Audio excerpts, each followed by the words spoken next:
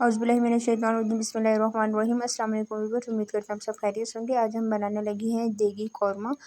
बहुत ही मज़ेदार और बहुत ही आसान तरीके से ये बनेगा, तो रेसिपी आपने एंड तक देखी है। तो चलिए अपनी रेसिपी स्टार्ट करते हैं।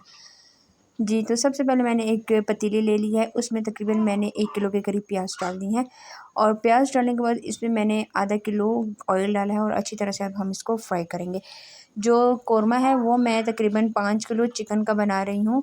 तो आपने मतलब जितना आपने अपने उस हिसाब से बनाना है, तो फिर आप कम और ज़्यादा कर सकते हैं। जी, तो प्याज को अच्छी तरह से ब्राउन कर लिया है। प्याज अच्छी तरह से ब्राउन हो गया, अब हम इसमें शामिल कर देंगे अदरक लहसुन का पेस्ट। तकरीबन मेरे पास अदरक लहसुन दोनों मिक्स आधा पाव थे, तो हम ये अच्छी तरह से इसको मैं पेस्ट इसका बना के ये डाल देंगे। और साथ ही मैं आपको मसाले बता देती हूँ कि कौन कौन से हम मसाले इसमें शामिल करेंगे। ये सारे मसाले मैंने ले लिए हैं और इनकी जितनी जितनी क्वांटिटी है वो आपने अपने हिसाब से डालनी है। मसाले एक साइड पे मैंने लिखे हुए हैं कौन कौन से मसाले हम डालेंगे। तो लहसुन प्याज अच्छी तरह से ब्राउन हो गया, अब मैं इसमें डाल रही हूँ चिकन डालने के बाद अब आपने बहुत अच्छी तरह से इसको करना है मिक्स, के चिकन अच्छी तरह से फ्राई हो जाए। इसका जब तक कलर चेंज नहीं होगा आपने इसको फ्राई करना है। जी, तो ये देखिए इसका कलर चेंज होना स्टार्ट हो गया है, बहुत ही अच्छी तरह से इसका कलर चेंज हो गया है। अब मैं इसमें कुछ और चीज़ें मज़ेदार शामिल करेंगे। तकरीबन 3 पाव के करीब मैं इसमें दही डाल रही हूँ।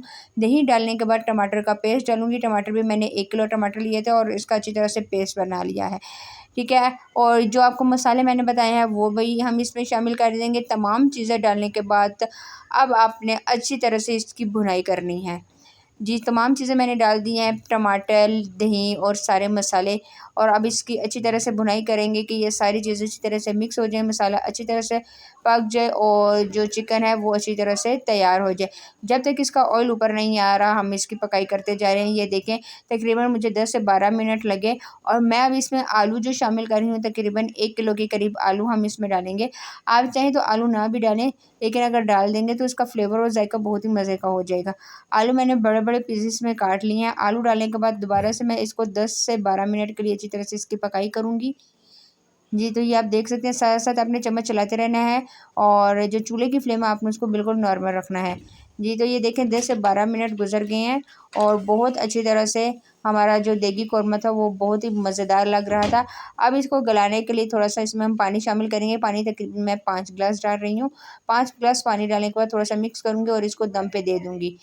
जी, तो तकरीबन 15 से 20 मिनट के लिए आपने इसको दम देना है। 15 से 20 मिनट बाद आपसे मुलाकात होती है। जी, तो 15 से 20 मिनट गुज़रने के बाद ये देखें बहुत ही अच्छी तरह से तैयार हो गया था सालन हमारा। मैंने चूल्हे की फ्लेम ऑफ़ कर दी है। चिकन और आलू बहुत अच्छी तरह से गल गए हैं। ये देख सकते हैं आप कितने ज़बरदस्त लग रहे हैं। अब इसके ऊपर थोड़ा-सा हरा धनिया और हरी मिर्ची मैं डाल रही हूँ। ये इसकी फ़ाइनल लुक बिल्कुल ये तैयार हो गया है और अब हम इसको प्लेट में सर्व कर लेते हैं। जी, तो ये देखें ये इसकी फ़ाइनल लुक है। माशाल्लाह माशाल्लाह कितना खूबसूरत और कितना जल्दी से बनने वाली ये रेसिपी है।